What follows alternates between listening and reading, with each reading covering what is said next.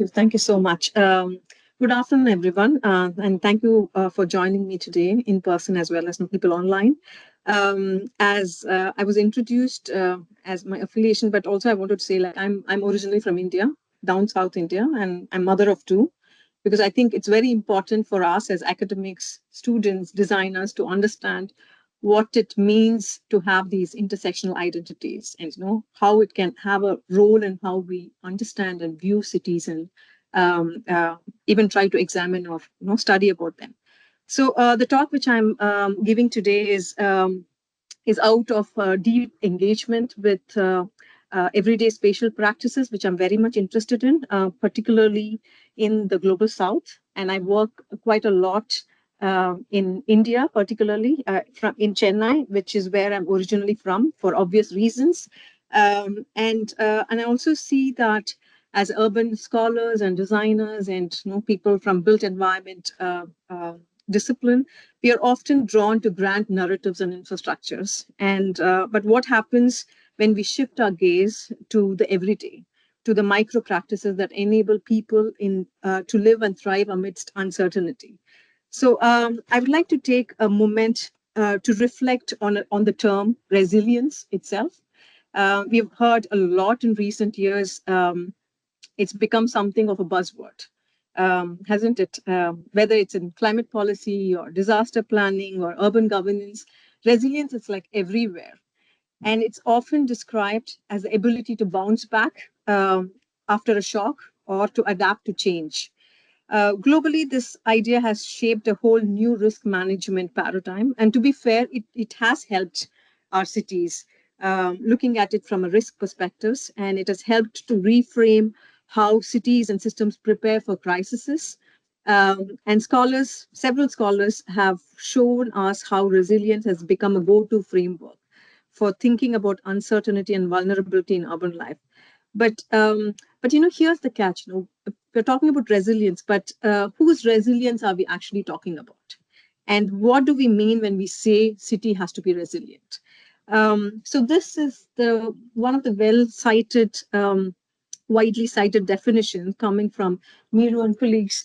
So they define urban resilience as the ability of an urban system and all its constituent socio-ecological and socio-technical networks across temporal and spatial scales to maintain or rapidly return to desired functions in the face of disturbance, to adapt to change, and to quickly transform systems that limit current or future adaptive capacity. So what I see, of course, the definition is comprehensive, it's systemic, and it's also scalable, but it accounts, and mainly it accounts for complexity and change, which is quite important. But for me, and also a few other scholars, we see there is something vital which is missing in here. Too often in these conversations, what happens is the role of community is treated as an afterthought. If it is mentioned at all, it's more as a functional node within the larger system, rather than something which is living and breathing the heart of the resilience paradigm itself. Um, Having said that, there's quite a lot of scholarship, especially North American, within the North American literature. We see the term community resilience, and that's promising. But even there, community is often reduced to a unit of measurement, or something to be built through interventions, rather than something that is already lived, negotiated, and deeply embedded in place. So this separation of the role and the value of community from these larger concepts has real consequences. And urban resilience plans, as we all know, often focus on infrastructure, on buildings that can withstand floods, on data-driven governance, on transport system that can absorb shocks. But they rarely account for the relational infrastructure, which is what I really want to focus today, that make everyday life possible, such as informal support networks, shared knowledge, mutual care, act of everyday adaptation. So as I said, I want to shift this lens. So what if we understood community not as peripheral to urban resilience, but something which is the core of urban resilience? What if instead of measuring resilience by how quickly a city can return to normal, we ask how people sustain life in conditions of ongoing crises? not just after disaster, but in slow emergencies such as housing precarity, water scarcity, and planning neglect. So all these are also crises. Like how are people managing those? So something which we wanted to ground this discussion is on the peri-urban regions, which is where I work quite a lot on. I don't know why the screen I should change or change, right? Just a second. Sorry for the interruption.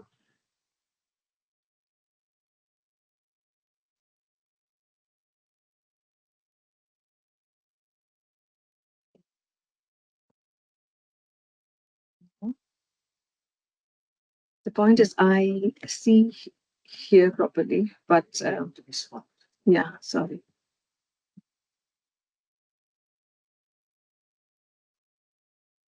This one. I think it's duplicate. No? Are you seeing it? No. Okay, I'm seeing it properly. Okay, so, okay. Sorry about that. So the peri-urban regions are quite, very interesting place, which I focus quite a lot in several of my projects.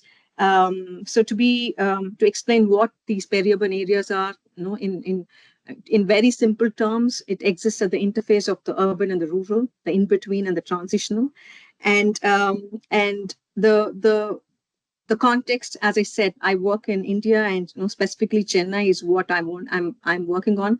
But this slide is more about what are the problematics of framing of the peri-urbanization as a concept. So what happens, there is quite a lot of multiple concepts and debates about what it means to be peri-urban. And people also say that there's lack of scientific definition because the peri-urbanization is, peri-urban spaces are so fluid, and it is so much dependent on each socio-political and cultural context in different countries. And there's also this diverse disciplinary perspective, which also adds to these multiple conceptualizations. Um, but often one of the things which is by most of the disciplines understand peri-urbanization as spaces of flows, so flows of goods, people, knowledge, capital, and resources. And most of the existing research on peri-urbanization is grounded in examining these flows and linkages. So the place which I've highlighted in blue, we're just trying to say, okay, it is also sort of an ambiguous place which is embedded. It is not just people moving around the place, but there are people who are living there for generations. So they do have all the aspects of urban core, whether it's sense of belonging, identity, or community relationship, interactions, and all of that. So and these peri-urban spaces have quite a lot of interesting aspects when we examine how their daily practices are. It doesn't always look like formal infrastructure, and sometimes it looks like children are moving stones to make seating in a field, or neighbors sharing water during shortage, or women building informal marketplaces in spaces not designed for them.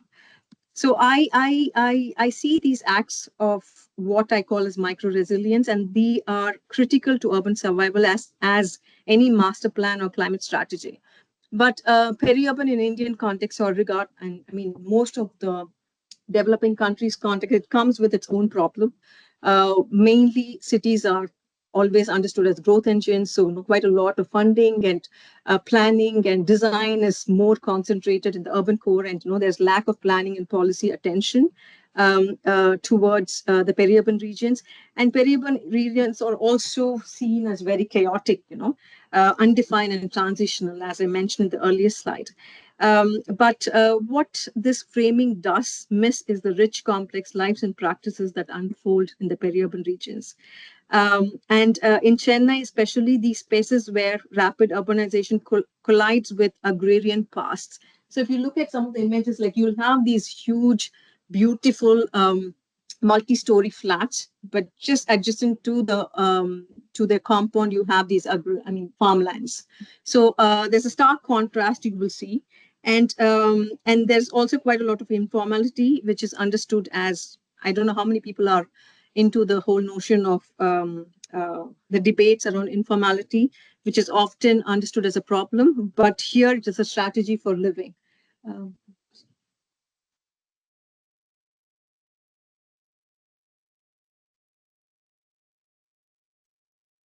So it's a strategy for living in these peri-urban regions. And so I see peri-urban regions as both as sites of flow of goods, people, and cultures, but also fertile grounds for alternative urbanisms to be examined and explored.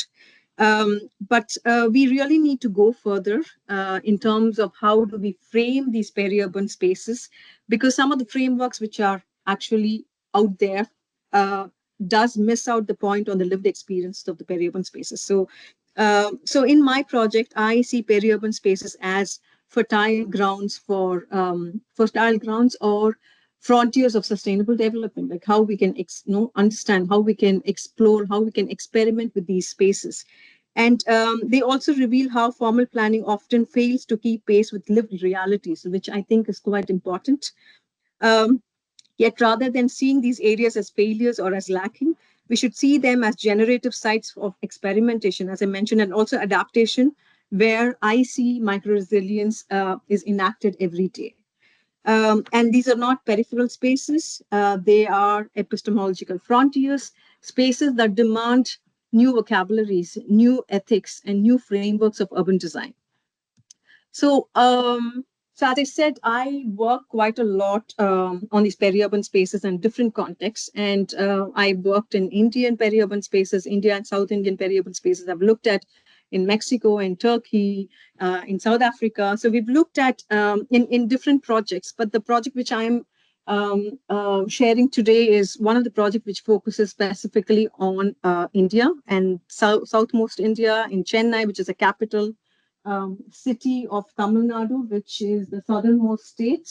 And Chennai is the capital city, and there's quite a lot of, urban sprawl is normal in quite a lot of these developing countries and cities, like the metropolitan cities.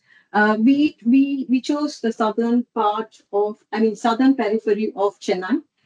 One of the reason is even the peri-urban regions. If I go to the north and the south, there's so much of variation. You know how even the peri-urban regions are because of the development plan and the infrastructure development which that specific government focuses on.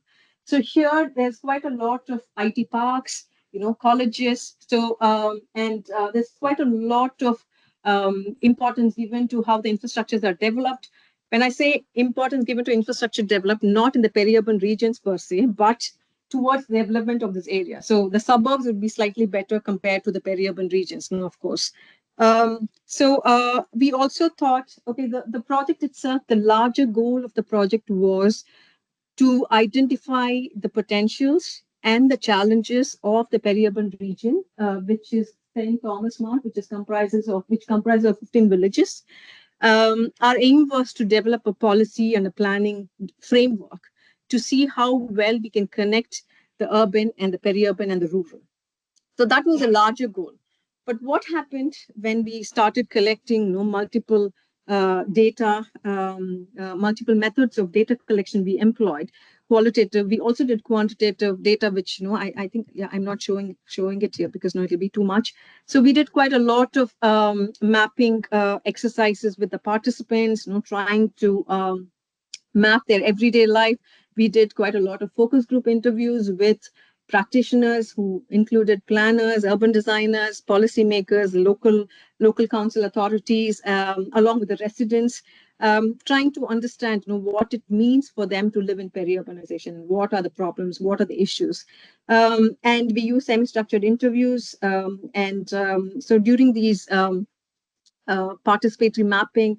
We also use photo voice techniques, showing them images of the areas which were like 20 years before and how it is now. And these methods were not only tools of data collection for us, but processes of co-production.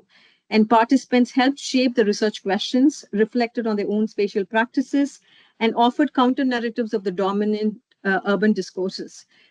So as and when we were trying to collect data, I found there's so much potential in understanding, particularly the urban design framework in these areas. So slowly from the policy-oriented project, which was always our key deliverable, we developed another trajectory within the project where we try to focus on the urban spaces, the urban design, and how people actually navigate some of the existing spatial inequities which happens in these public spaces.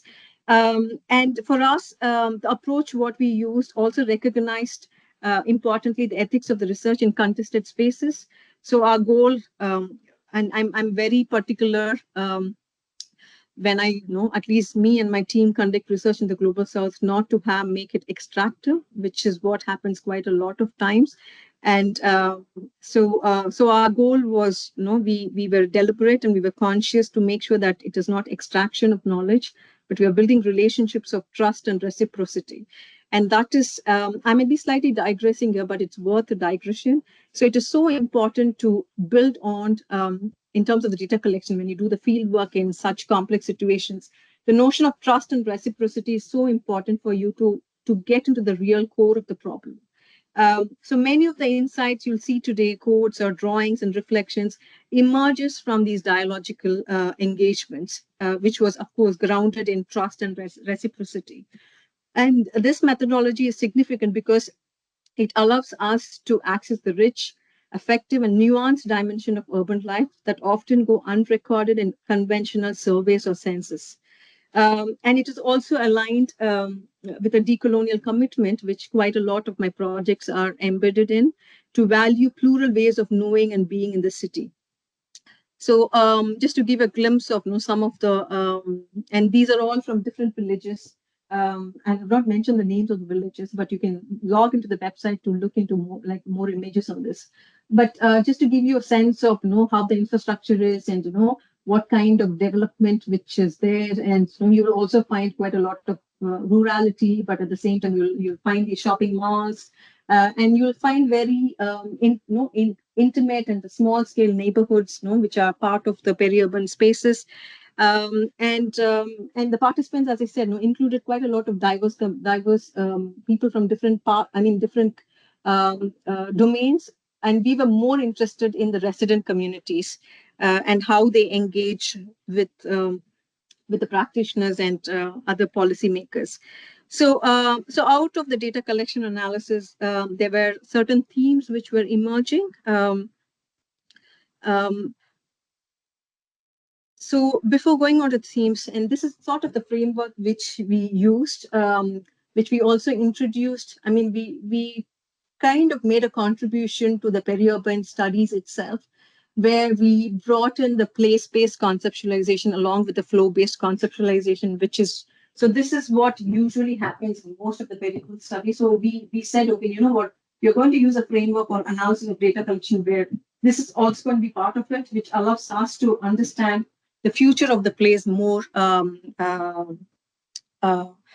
in a more integrated and inclusive manner, and how a place-based conceptualization can, help us understand the lived experiences, issues around social spatial justice and community engagement, and also the ecosystem services.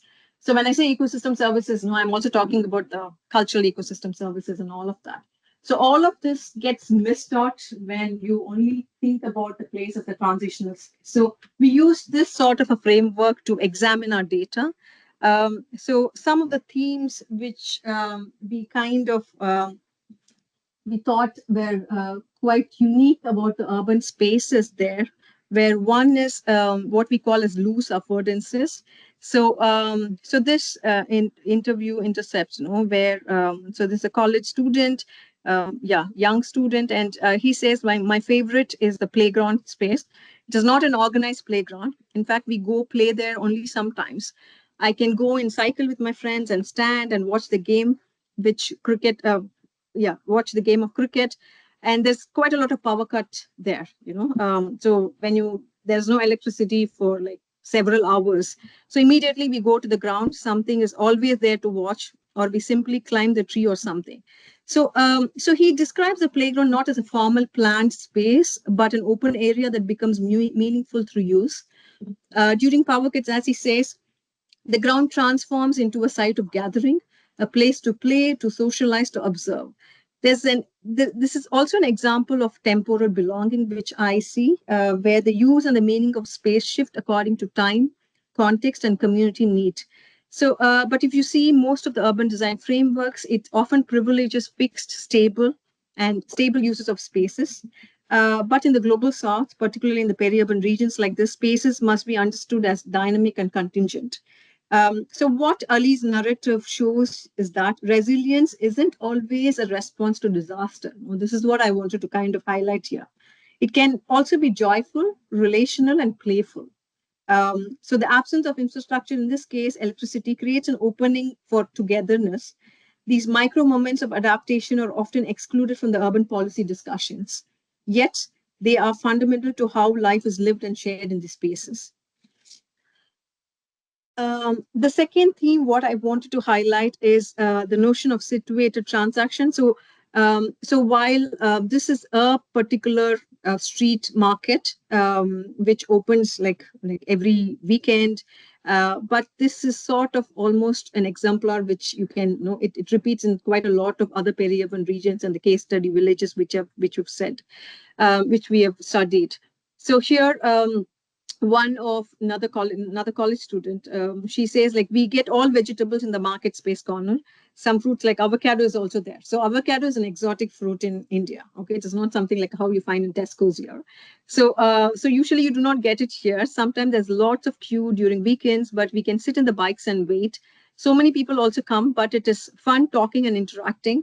And the drumstick tree which you see here has lots of drumsticks. We ask the vendor to get some for us. We get organic food also for free, and she just laughs. The whole visit to the market I enjoy, mainly weekends. Then we asked, like, what about weekdays? Weekdays are also nice. There's more space for bike parking. I talk many things sitting in the bike. We plan for weekends and buy vegetables and fruits. So here, no, as you see, marketplaces are not just a transactional space, but what is remarkable in this narrative is in the way how market becomes far more than just a site of economic exchange. It is a social and cultural arena, a place to meet, talk, plan, observe, and feel a part of a larger rhythm of life. Um, just to move to the next one, what we call as inclusive complexity. As I said, the project was like over like 2 3 years, but we were working on multiple sites, and India was one of the site. And when we started working on India, it was like after COVID period. So this narrative, no, you should understand it is in that context. So she again, Reena, 45-year-old homemaker. Of course, the names are all changed for research. So she says there's a huge market in that place, which is the Tambra market, where you go, you get everything, you get so much things for cheap, and the quality is good, and you know that's where everybody go if they want to buy their grocery for a week or so. So she says like we have small shops in the street corner, but it is better to go to the Tambra market at least once in a week. Then we asked like, but it's very crowded and so much pollution, isn't it? Yes. So much crowd and confusion. She's nodding with smile, especially vehicles, two-wheelers, three-wheeler cars. But I know exactly where I need to go. It is not very disturbing for me. We get everything there for all price range. And especially after COVID, she's saying how it is nice to see the crowd and so many people come to the market. There's everything, but yes, confusing also. But every day there's crowd and so many things. So for her, it is about Reena mainly is talking about all the informal interactions which she actually gets when she visits the market. And it is also about navigating the chaos with so much familiarity, because no, she's been part of the neighborhood for quite a long time. And all these chaos, pollution, and crowding are not understood as obstacles, but as a part of the city's sensory palette. What may appear as disordered for the planners or the designers is lived as familiar and even comforting by residents, you know, which is something we really need to look into deeper as built environment practitioners. The last theme we which I find my favorite is, and also I think it's quite important even in the contemporary social spatial setting, is what we call as a negotiated transgression. So in this case, Sanjit, 13-year-old school student, he says that, so this is a ground where every weekend there are like proper matches held, and of course it's sometimes even ticketed, so no, fences play a very important role. And so he talks about the Ready Playground, the name of the ground. They have fences for the Ready Playground. It's quite good when there are matches held. So we stay behind the fence and cheer whoever we support. When no formal games are played, we jump across the fence and go relax in the ground. I also have a secret to share. He laughs and then he says, we even move stones to make it seats for us. The ground guard does not know we did it. So the point is, he talks about a fenced playground not intended for formal sports event, but outside of those events, the fence becomes negotiable. Children jump over it, as he mentions, move stones for to make the seatings. So these we thought are very creative transgressions, negotiated transgressions. I would say, not these are not acts of defiance in traditional sense, but subtle everyday strategies for reclaiming spaces. So these actions reveal the limitations of formal spatial boundaries. The children do not vandalize or destroy, they adapt, improvise, and personalize.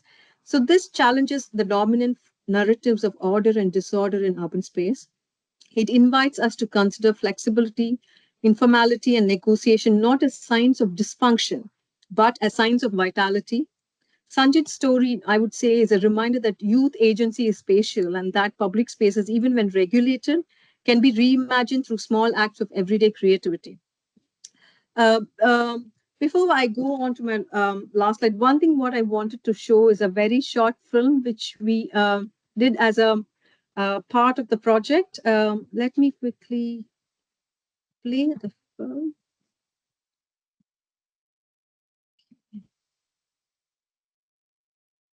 So this was a film which we have a longer version, like 30-minute version of film. I'm only playing 5-minute version of the film. The reason why I want to play this film is often what we as built environment practitioners do when we talk about informality, the global south, the need to learn from the global south. We should also be conscious that we should not romanticize these concepts, right? So I'm not when I showed all the alternative understanding of urban spaces through the case study. It is not that I'm romanticizing them, but what I'm trying to do here is to see within that context, are there opportunities for alternative framework as urban designers we can look into? Are there alternative ways of social innovation which organically comes out, in the everyday crises which people face? So this film is mainly to show when it kind of comparing, as audience, you should compare it with the interview intercepts, which were also positive, how people talk about it, but in reality, what it is. So you'll also have residents complaining about all of it, but everything is there. There's chaos, but people negotiate. So I'm just saying that negotiation is so valuable to understand deeply, which is where the micro resilience sits in. So let me play this.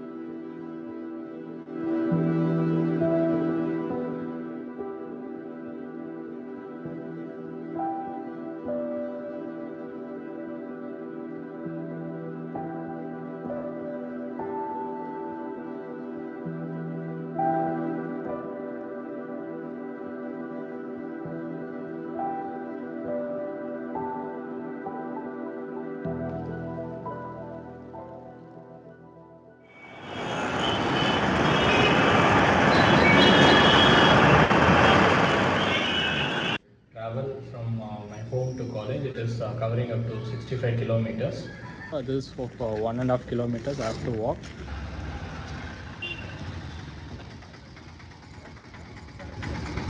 And now we are going to take a bus.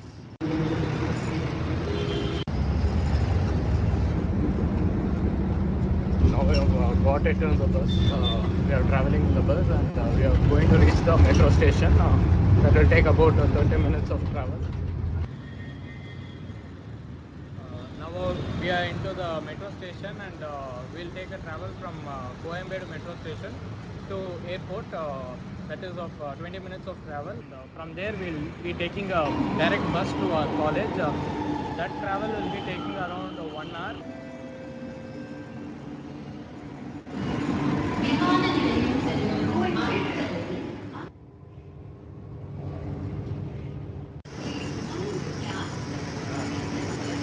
We are going to take a bus directly to the college.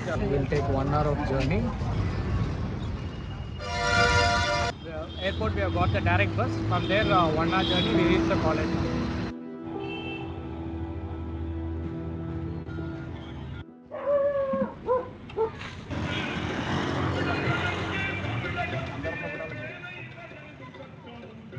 சொல்லுங்க இப்போ எங்கள் வீட்டில் drainage வசதி கிடையாது, காவா வசதி கிடையாது, தண்ணி வசதி கிடையாது. When it rains heavily, we do have this water stacking in this area. We do have so many children also here in this society.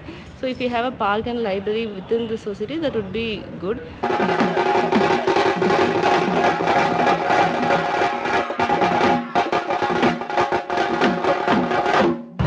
இங்கே பள்ளிக்கூட வசதி கிடையாது. இங்கே ஒரு பஸ் ஸ்டாண்ட், இங்கேருந்து நாங்கள் பல்லாவரம் ஏதோ ஒரு அடிப்படை வசதி, மருத்துவத்துக்கு போனால் கூட பல்லாவரம் 3 கிலோமீட்டர் தான் சென்று நாங்கள் போனோம். எந்த ஒரு அடிப்படை வசதி இல்லாத பழம்பெரும் ஊராக இந்த ஊர் இருக்கிறது.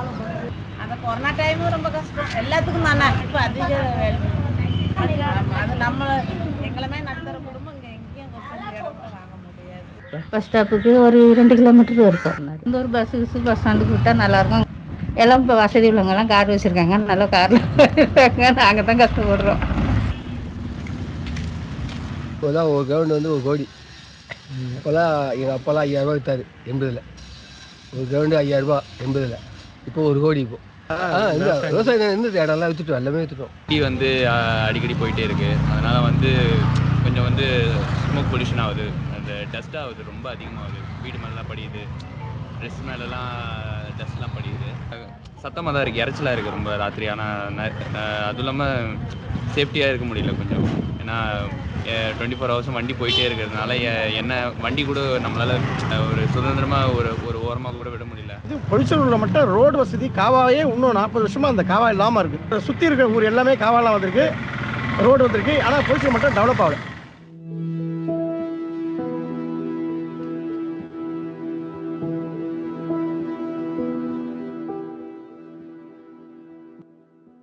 So, as I said, my intention of showing this film is to, in a way, contradict what I said in my earlier slides. But it is also important for us to understand. So, these are the people who are also talking about how they go about their everyday life, which I think there's quite a lot of scope in there for us to search for alternative framework. So, I would like to kind of come back to the same question, the central question driving this work. What happens when we begin to search for alternative understandings of resilience, ones that are rooted not in systems theory or infrastructure, but in people, in place, and in everyday life? So what we see here in this slide are 2 elements.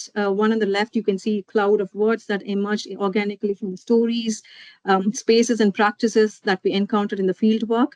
Words like negotiations, identity, space, practice, character, tension. So these are not just abstract concepts. They are materials of everyday urbanism in the peri-urban South. They capture what formal plans miss, how people live through precarity, how they claim space, how they adapt and care, despite being systematically neglected. You will also see yet a very simple yet a powerful relationship of social capital and micro-resilience locked in a very dynamic feedback loop. So in the global South, particularly in the peri-urban context in Chennai, which we just saw, resilience does not arrive with disaster response teams or new infrastructure. It's already there. As you see, that student travels like 3 hours every day to commute. And it's like a matter of fact, this is how he does. So it lives in the small acts, in how neighbors share water and how a fence becomes a gathering space, in how women reconfigure marketplaces on temple steps. So this is what I call micro-resilience. the situated everyday practices through which communities sustain their life amidst uncertainty, and quite a lot of uncertainty and disturbance in the peri-urban regions. But you will see it is all not loud or dramatic, but it's powerful. It's how people endure and sometimes even thrive in the cracks of formal systems. These practices are nourished by what I would say is the social capital, which is built by trust, care, memory, reciprocity, not the instrumental kind used in development reports, but the relational kind that grows from being embedded in place, in history, and in struggle. Social capital enables micro resilience, and micro resilience in turn regenerates social capital. It is not a linear chain of cause and effect, but it's a circular ecology of survival and adaptation. So, to understand this ecology, we need a different lens. And that brings me to the idea of situated southern urbanism as a micro resilience framework, which can be a very, very potential alternative framework to understand resilience within the urban settings. So this is more than a geographical label. It's a political and epistemological stance, what we take as designers and built environment practitioners. So I sincerely urge us to shift the center of knowledge production, to stop asking how the global South can catch up to the North, and instead ask what can South teach us about the making cities just more adaptable and more alive. So for me, situated southern urbanism, of course, tells us we need to shift. There should be a shift in scale, systemic to the situated, infrastructure to intimacy, and metrics to meaning. And informality and resilience, as I said, is relational, temporal, and plural, which is very, very important. And everyday life should be understood as sites of knowledge production. So rather than designing for resilience, the challenge before us is to design with micro resilience that already exists, which is what we are not able to understand much better.